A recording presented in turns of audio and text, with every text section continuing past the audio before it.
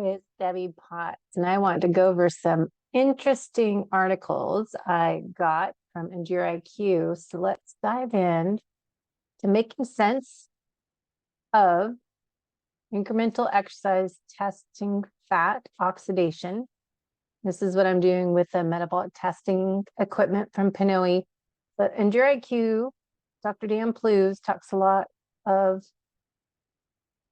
on his website blog with his clients, athletes, talking about testing, you're not guessing metabolic efficiency, fat oxidation rates at different intensities. So article here, the curve above here shows fat oxidation data generated with incremental exercise tests, which is what I'm doing in Solana Beach, North San Diego. How fat oxidation rates rise at a peak 270 watts and then declines with very little fat oxidation over on this side. So you can find where is the peak fat burning rate. So how do you look at this information? And this is what I'm doing, saying on a fitness test, measuring someone's fat burning efficiency, fat in that gold color. Where is their crossover point where the carb usage comes up? And you can see the fuel switching sources up here, different heart rate, watts, intensities. So how do they at Endure IQ look at these charts and interpret the data? They look at the peak and the shape of the curve. Highest fat ox rate during the test, PFO or MFO for max fat oxidation. So looking at the intensity at which the peak or the near peak rates occur, fat max, intensity where fat ox really starts to drop off, and the fat ox rates added around the first ventilatory threshold, BT1. So the peak in the curve tells us not only about the individual's capacity for fat ox during exercise, but altogether we're able to see where they able to oxidize fat, their power output and speed relevant to competition training scenarios, because it's always different in real life, out in the road, in a race situation, outside versus indoor in a lab. But both are important parts of the metabolic picture, looking at building during profiling assessments. So their tests they're looking at in this article, fat ox data measured during incremental tests tells you if an athlete is likely to metabolize fat at a low, moderate, or high rate during real world training scenarios. Does not tell you exactly what rate you're going to burn fat during this training sessions. Two main reasons: incremental tests, 25 minutes or so, usually lasts much longer. Fat ox tends to increase over time during prolonged exercise, even at constant power output. We tend to perform these tests after overnight fast for standardization. Pre-exercise feeding impacts fat ox rates. Most training and competition takes place not only after breakfast, but with some feeding during itself. So when we're doing lab testing, I think it's good to test fasted, but then also let's test with what fuel you normally consume. Where is your fat burning fat max, and where's your crossover point? Now, this is more information on Dr. Dan Plew's website, enduriq.com, and you can look at the different examples, fat ox rate and the power of different athletes, looking at their fuel source and changing them. If they're a high fat burner, using more fat, higher rates than athlete B. On this, you can see the differences. And here you can see incremental fat test to find their fat oxidation rate, similar peaks, but different shapes. So athletes have similar capacities, fat oxidate during exercise, but athlete A, the white squares, is likely to make use of fat at higher rates during real world training and using the same amount of watts, but one's using probably more carbohydrates than the other. So fat ox rates measured during incremental tests performed after overnight fast tells you the athlete's ability, overall capacity to metabolize fat during exercise, tells you athletes likely to burn fat, low, moderate, high rates, and doesn't tell you where exactly you are going to burn the most fat during real training. So good information just to cover what I do when I do Panoe metabolic testing. Now they had some other articles I think you might like. Carb periodization that we'll talk about next week. Carb ingestion rates during exercise, 90 versus 120 grams. And there's a lot of questions of, carb timing for athletic performance. And so there's some research here. Dr. Dan Plews has carbs during exercise. And you can dive into that research article. Goes on. Let's go to the summary. And here's the summary page. If you want to just look at this. Carb ingestion during, let's go here. Carb ingestion should be part of your race day nutrition strategy as they help spare infinite endogenous glycogen stores. Not infinite, but opposite of infinite. You have limited amount of carb stores and improve performance. Then we've got glucose.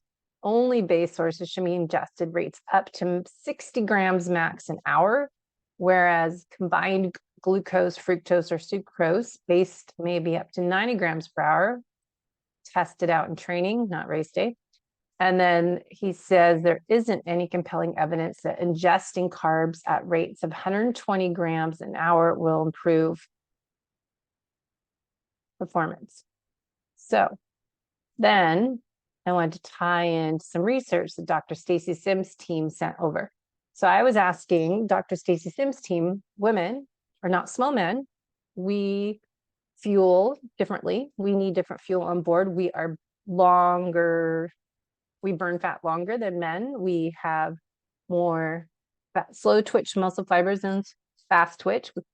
And there's lots of differences she talks about in her programs of men and women using fat differently.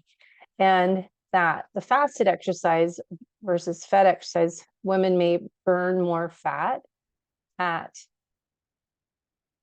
higher rate if they eat something before their workout.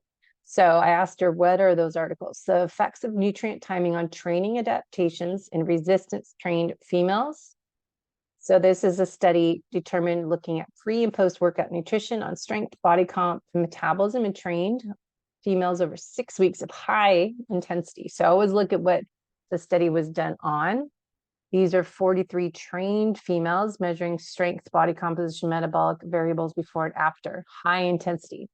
Now, I will add that women and men, when we do high intensity, if I put a heart rate strap on you, are you really working up at this top end, your zone 5, your zone 4, and then coming down to this zone 1 down here in between? Are you going all the way up, all the way back down? If you're doing sprint interval training, it's hard to measure with the heart rate monitor because it's only 10 to 30 second bursts, but it needs to be all out up here. But recovery, so you're able to come back up here, needs to be back in your zone 1. So this person's example is back, say, 107, 120, say that. Now, if we go to the articles here, this is doing sprint training. There was no difference between groups of any changes in body comp.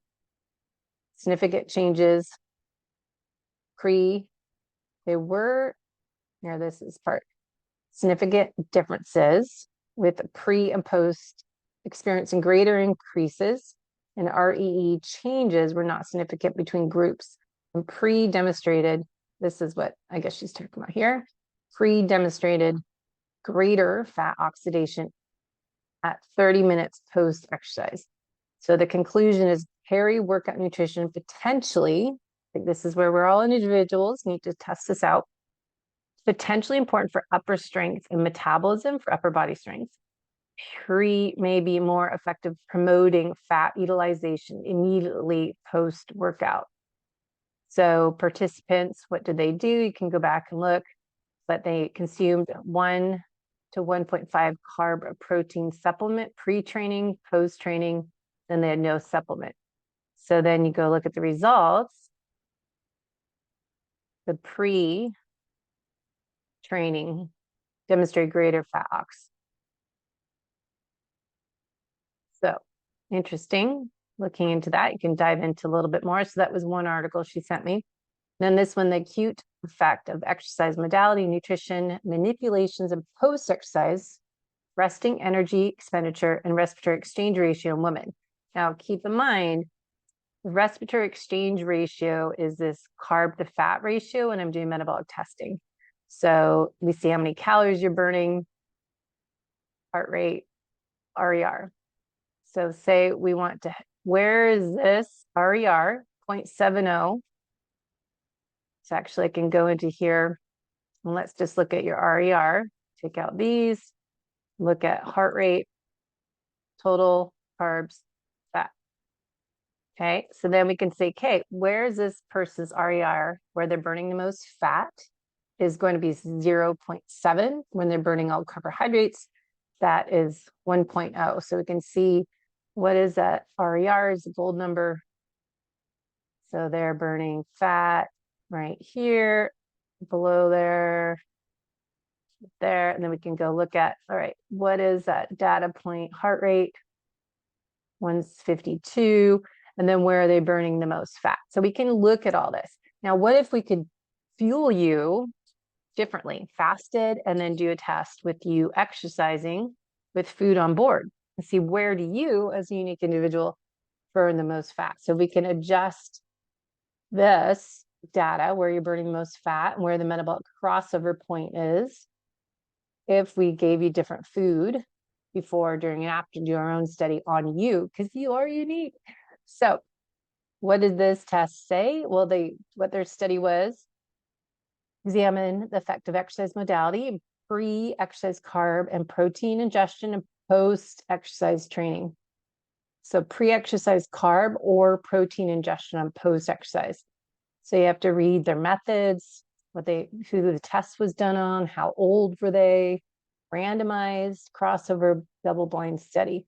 So they completed, what did they do? 3 exercise, aerobic endurance, high-intensity interval training, and high-intensity resistance training, and 2 acute nutritional interventions, carbs and protein. They collected saliva before each test to determine, estradiol, look at that, to quantify cortisol. Those exercise REE and RER were analyzed by indirect calorimetry. That's what we're doing over here. And then results. Post-exercise, what did they look at? So 30 minutes post, 60 minutes post-exercise, as well as the baseline. So what do we find? The average HIIT produced, down here results, greater RER than aerobic post-exercise. FIC, AEE, and HIRT were not big difference post-exercise. So on average, HIIT training produced lower RER compared to either blah, blah, blah, but pre. So what does that say? On average, pre-exercise protein ingestion increased post-exercise RER and decreased post-exercise RER compared to pre-exercise. So what does that even mean? HIIT, go to the simple conclusion, resulted in the largest increase in REE. So remember that RE at rate of energy expenditure. So remember up here,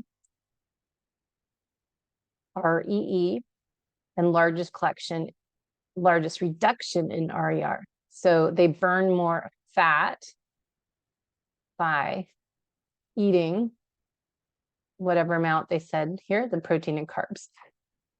So interesting to look at the data. How was it done? What was the test method? And what was the result? And give us the conclusion for women. Now, that was one example. But what intensities? This is what we need to clarify. This is HIIT training.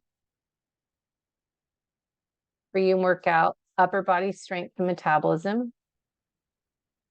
Pre-workout may be effective for promoting fat utilization immediately post-workout. And then this is the last one she sent me, International Society of Sports Nutrition Position Nutrient Timing. So I'll put the links in the show notes so you can dive into this. Endogenous glycogen stores maximized high carb So I'm not going to go into all that, but that is where a lot of this information is coming from.